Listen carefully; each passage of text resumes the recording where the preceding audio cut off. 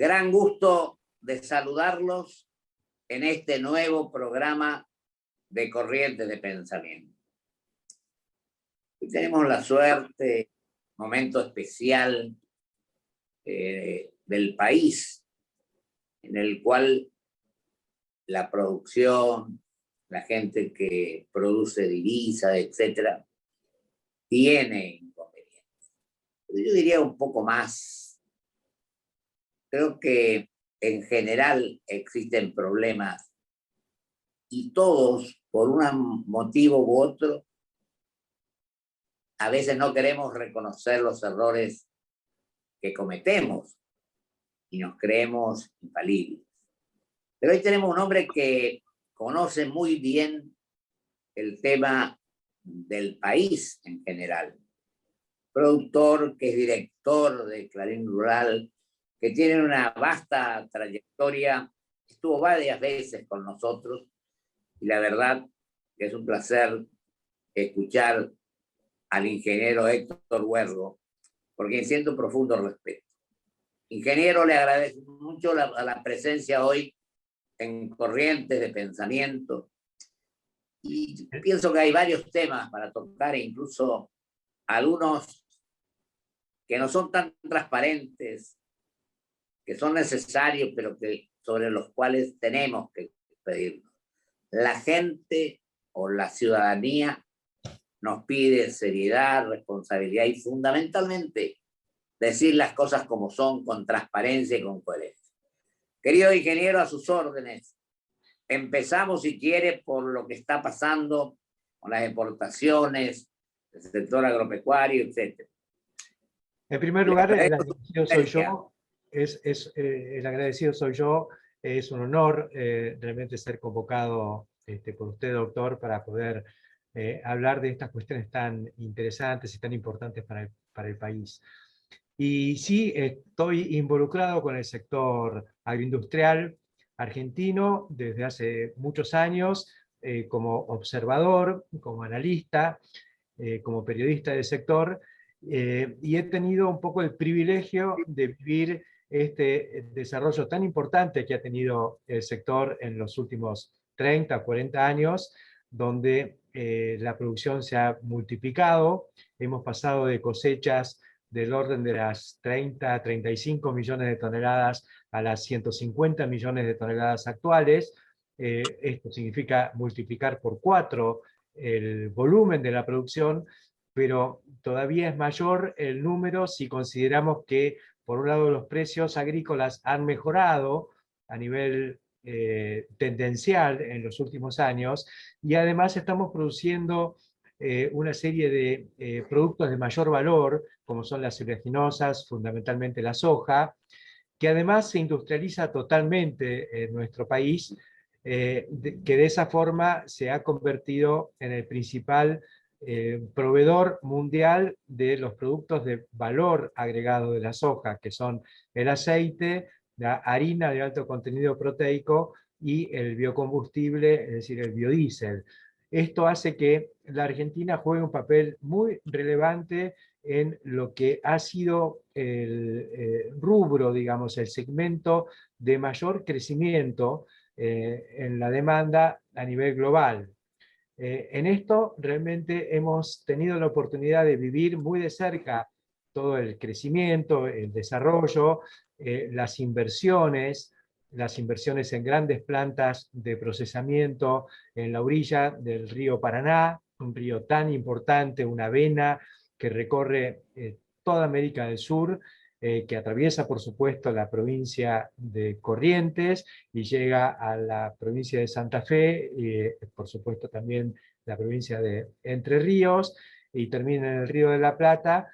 Y entonces en toda esa zona se ha instalado un racimo de industrias altamente competitivas, con la última tecnología que existe a nivel mundial en la materia, y en manos de las grandes compañías que tienen un poco el expertise, el conocimiento y el entrelazamiento comercial para hacer que estos productos de nuestras pampas y de toda nuestra región llegue a más de 100 países en todo el mundo.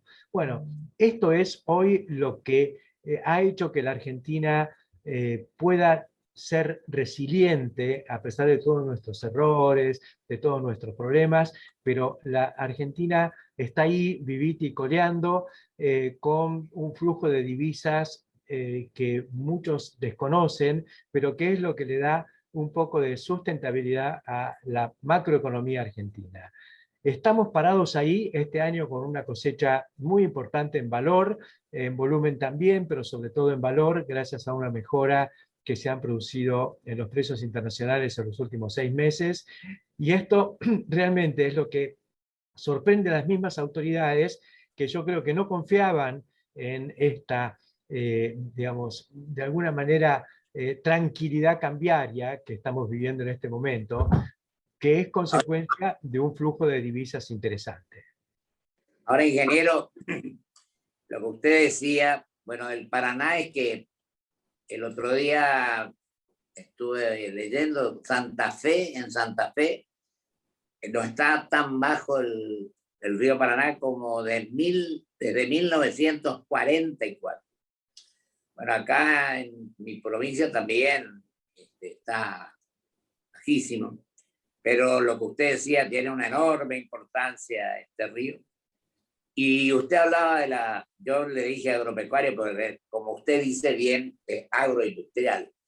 Yo soy un fanático defensor de darle el valor agregado que tiene nuestra producción, como usted lo mencionaba, y creo que a veces a uno, porque tenemos suerte, porque somos buenos o porque se dan las circunstancias, se produce, la producción provoca ingresos que a lo mejor no se esperaban. Sí. Y otra cosa, ingeniero, el tema de la inflación, el tema del dólar, ¿qué incidencia se está produciendo en ese aspecto? Y nuestra inserción en aquellos países a los cuales le vendemos nuestra producción. Sí, bueno, es un punto muy importante porque yo hablaba de la relativa tranquilidad de las divisas, del dólar fundamentalmente, que es consecuencia de un flujo de exportaciones muy importante que hemos tenido desde el principio de año. La liquidación de divisas por parte del sector agroindustrial ha sido importantísimo y eso es lo que le da un poquito de tranquilidad al sector externo de nuestra economía. El dólar está relativamente quieto. Ahora, ¿qué es lo que pasa?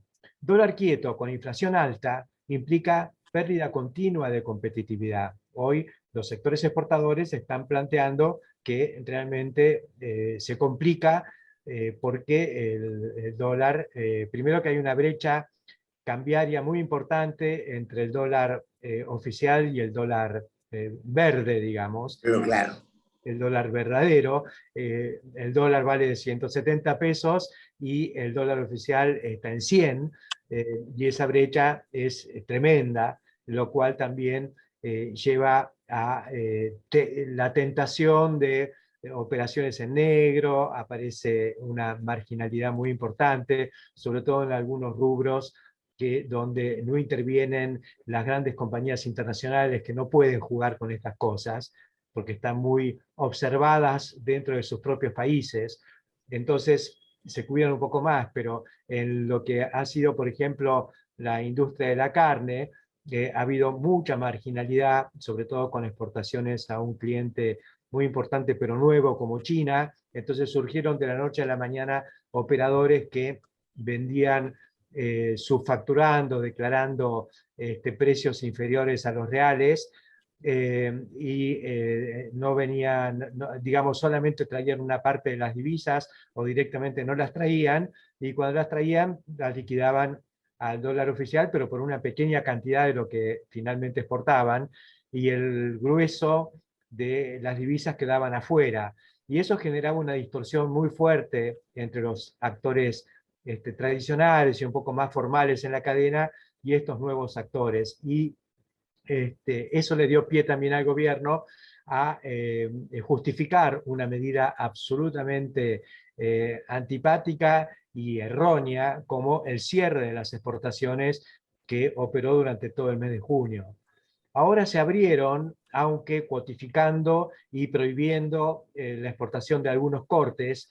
El gobierno está un poco desorientado y no sabe muy bien qué hacer con esto, y ha tomado por ahí la peor decisión, por ignorancia, por no entender que cuando las exportaciones en manos de quienes conocen el negocio y quienes operan, digamos, desde hace mucho tiempo, cuanto más se exporta, se obtiene mejor precio por los cortes buenos, y eso les permite colocar en el mercado interno cortes populares que no se exportan, que no les interesan. Por ejemplo, los asados no van a los países que tradicionalmente compran nuestra carne, y esos, cuando se faena y se mandan los lomos o los bifes, que son los cortes de mayor valor, al mercado internacional, quedan más asados para el mercado interno y otros cortes de valor relativamente más bajo. Cuando esto no sucede, que fue lo que pasó en el mes de junio, al cerrarse las exportaciones, hay menos asados que van al mercado interno. Y en general esto lo que produce es que aumenta el precio de los cortes populares, baja el precio del novillo para el productor se enoja, se genera toda una serie de tensiones y terminamos perdiendo todos. Ahora se trató de poner un parche con esto de reabrir, pero al mismo tiempo limitar las ventas de asados y de otros cortes, y bueno, vamos a ver qué pasa si las cosas se acomodan un poco. Pero ya se tensó mucho toda la relación, está el campo otra vez en pie de guerra, con muchas ganas de salir al cruce de este tipo de medidas, está, digamos, tiene su justificación, pero es algo que no le conviene a nadie, digamos, crear tensiones en un gobierno que todavía tiene 2 años por delante. Yo creo que no es bueno que estemos permanentemente tensando la cuerda y poniendo la situación de un sector que es tan importante al borde de una batalla, no sé, de un desborde que, insisto, no le conviene a la economía nacional, a nuestra sociedad. Tenemos que tranquilizarnos, hay una pandemia, hay algo que tiene muy preocupada Totalmente. toda la comunidad. Es necesario no equivocarse, el gobierno tiene que dar señales correctas, dejar de utilizar políticamente estas peleas y estas cuestiones y ocuparse de lo que se tiene que ocupar. Creo que eso es lo importante, todo el mundo debiera convocarse un poco a la calma y dedicarnos a hacer lo que sabemos hacer, que es, bueno, tenemos los elementos para sacar al país adelante, y eso está vinculado al sector agroindustrial. Ingeniero, yo comparto totalmente lo que usted dice, y me acuerdo en este momento lo que me dijo un gran dirigente nacional de un partido antiguo como radicalismo estos días, el 9 de septiembre, creo que se cumplen 40 años de la desaparición del doctor Ricardo Balbín. Sí. Yo leía el otro día que dijo, cuando la guerra, cuando algunas actitudes que se asumieron, pensar que hicimos, decía el doctor Balbín, todo lo posible para que las cosas salgan bien, y muchos se han esmerado para que las cosas salgan mal. Y creo que esto es, no digo que fuera lo máximo, pero nuestra obligación, a mi criterio, es mantener lo que usted está manifestando. Es decir, yo creo que los argentinos tenemos que darnos cuenta que si no actuamos como las circunstancias requieren, el futuro, sobre todo de la gente joven, futuras generaciones, es realmente preocupante. Sí. Creo que en general la pobreza, la falta de posibilidades de crecer, el excesivo gasto público, etcétera, significan que nos provoque todo este problema. Yo en esto no estoy defendiendo a un sector, ya sea el industrial, el agropecuario, el siderúrgico, etcétera, sino creo que todos tenemos que llevar acá adelante un plan por el cual sepamos o podamos, mejor dicho, proceder a que la gente tenga un mayor bienestar. Para eso no nos sirve el Estado empresario, pero tampoco nos sirve el Estado inerme. Yo creo que nosotros tenemos que tratar de producir un Estado árbitro, un Estado que produzca actitudes o hechos que eviten que se viole la Constitución, que no se actúe buscando el bienestar general, sino el bienestar personal, que eso es lo más grave y tremendo que puede ocurrir. No sé si usted está de acuerdo con lo que yo pienso. Doctor. Comparto plenamente y creo que es decir, nadie es partidario, nadie quiere un Estado bobo. Nadie quiere que el Estado no haga lo que tiene que hacer. El asunto es qué es lo que tiene que hacer el Estado. Y yo creo que lo primordial es que el Estado facilite la gestión de todo el mundo, facilite la vida y facilite la actividad.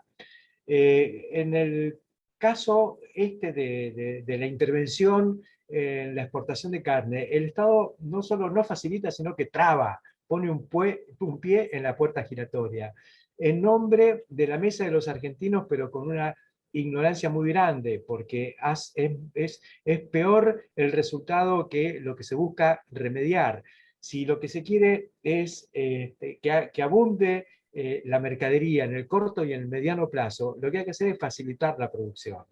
Esto que está pasando, que de pronto nos explota la demanda externa y se siente, hay una sensación de faltante de carne, es consecuencia de no tener más. ¿Y por qué no tenemos más? Porque hace 10 años se hizo lo mismo. Se trabó también la exportación. El presidente Kirchner en aquel momento estaba muy ufano de haber trabado las exportaciones, de haberla prohibido también en nombre de la mesa de los argentinos. ¿Qué fue lo que provocó? Una enorme liquidación de ganado.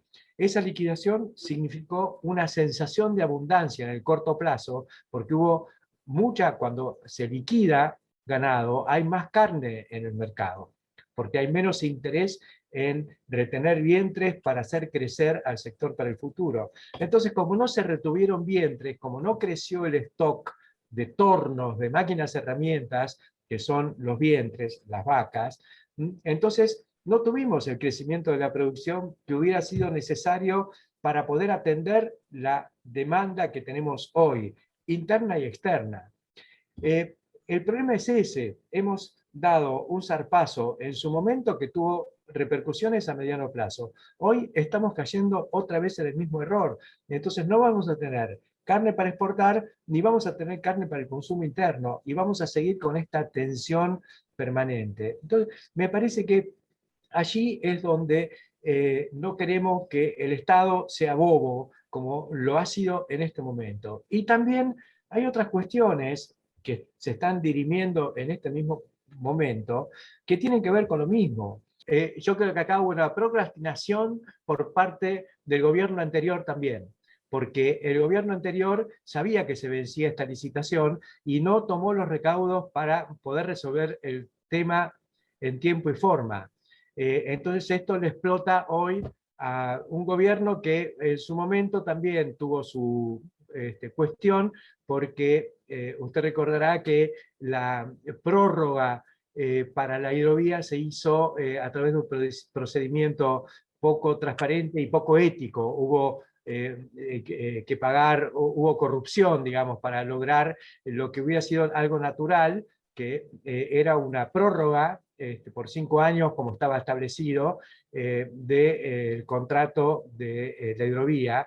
Pero bueno, esa prórroga se hizo a través de alguna forma, de una coima, digamos. No transparente. No transparente, bueno, se pagó para lograr algo que se tenía que haber logrado sin esa complicación. Pero bueno, hubo una tentación y el que tenía la concesión cayó en esa tentación, pagó, ahora se venció, y eso es un baldón, digamos, es un punto que realmente deja fuera de combate a quien tenía la concesión en ese momento. Pero el tema importante es que a la hidrovía eso que es una cuestión técnica, la necesitamos, hay que dragar, hay que demarcar, hay que balizar, y esto tiene que seguir. Bueno, hoy el gobierno fue tirando la pelota para adelante, para colmo se murió en un accidente, se mató Mario Meoni, que era el ministro de Transporte, que tenía una Claro. visión al respecto, y bueno, nos vino todas las desgracias juntas, y hoy estamos con que no se sabe qué va a pasar. Alguien se tentó con crear una comisión bilateral, hay gobernadores de las provincias involucradas, de las provincias, digamos, ribereñas del Paraná, que ven la oportunidad de cobrar un peaje por el uso del río, cuando en realidad el peaje debiera ser, como es actualmente, pagado por los privados que usan la hidrovía y que le pagan a quien hace las obras de dragado y mantenimiento. Y eso es lo que debiera ocurrir y seguir ocurriendo. Pero bueno, ahora todo el mundo ha descubierto esto y la oportunidad de generar un negocio político. Son 300 millones de dólares los que ingresan por año hoy con el volumen de mercadería que se está exportando.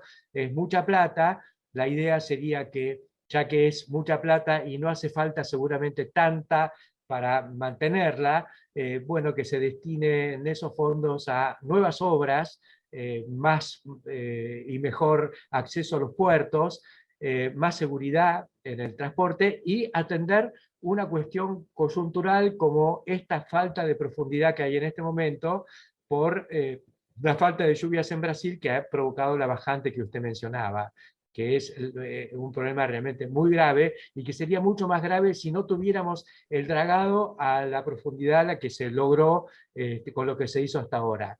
Bueno, este es un tema muy serio, muy importante, debiéramos buscar la forma en la que esto se conduzca como se debe, técnicamente, con alto profesionalismo, con la intervención de los equipos que son muy costosos, dragas que cuestan 25 millones de dólares, que la Argentina no las tiene y que necesariamente va a tener que contratarlas en el mercado internacional, y con las empresas que saben y que conocen el métier. Bueno, hoy todos sabemos, los que estamos en esto, qué es lo que hay que hacer.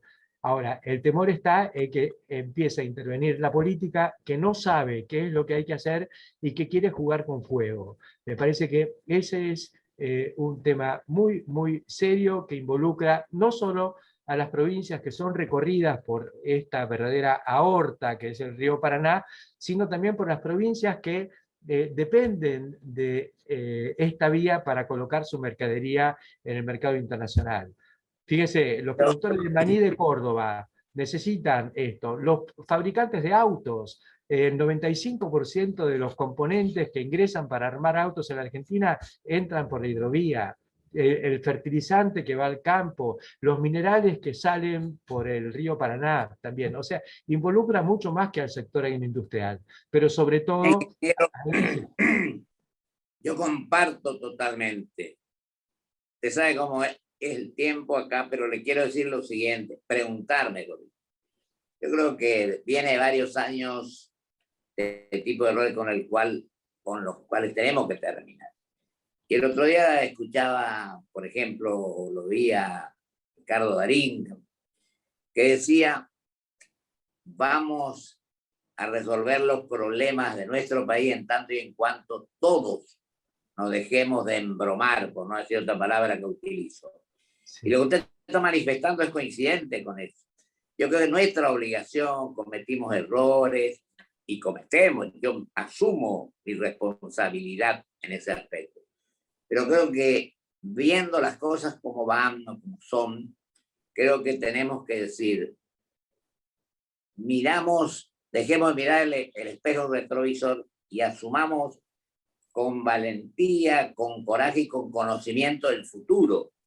Que a lo mejor no lo vemos nosotros, pero tiene que verlo nuestros hijos, nuestros nietos, etc. Yo creo que esa es nuestra obligación y nuestro deber, ingeniero, y creo que usted, por lo que manifiesta, y lo conozco mucho a usted, está totalmente en esa postura. Estoy totalmente en esta posición y respecto a todo lo que tiene que ver con el agua, yo miro mucho a los Países Bajos, ¿no es cierto? Que acá lo conocemos a veces por Holanda o los holandeses, pero ellos son Netherlands, Países Bajos. Y sabe que ellos dicen que Dios creó al mundo, pero a Holanda la hicieron los holandeses. ¿Cómo lo hicieron? Y manejando el agua, con obras. Y nadie que empezó una obra de estas pensó en verla terminada en su vida. Llevan 500 años de lucha contra el agua. El mar se llevó holandeses de a miles. Y un día dijeron, basta, vamos a empezar a proyectar cosas para seguir viviendo acá, que es nuestro país, y no ahogarnos más. Y lo hicieron. Y hoy de ese país viene, y de Bélgica, que tiene una historia muy parecida, vienen justamente las grandes compañías que saben de esto, que hacen puentes, diques, dragan, hacen los polders, manejan el agua, le dan espacio al agua para que vaya por donde tiene que ir, y nosotros tenemos que abrevar de ese conocimiento. Es mucho lo que aprendimos en Argentina, tenemos gente muy capaz, tenemos organizaciones, pero sobre todo tenemos la necesidad de contar con una hidrovía que funcione. Y ese debería ser la prioridad para todos. Yo le agradezco muchísimo. Usted, siempre que uno lo convoca, usted está diciendo las cosas como son. Y coincido totalmente con usted. Yo creo que cada uno es artífice de su propio destino.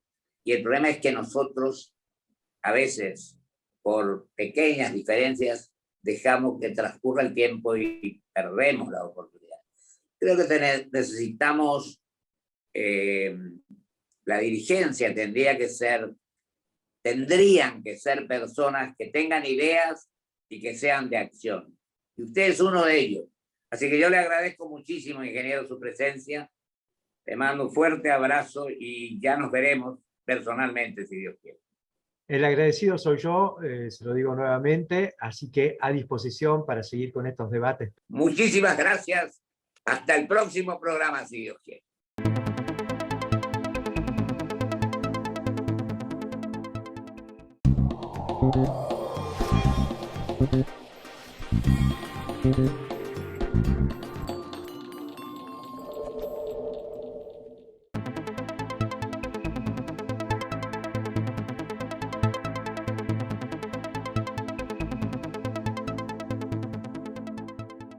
IRSA. Somos la mayor empresa argentina inversora en bienes raíces. IRSA. Líderes en real estate.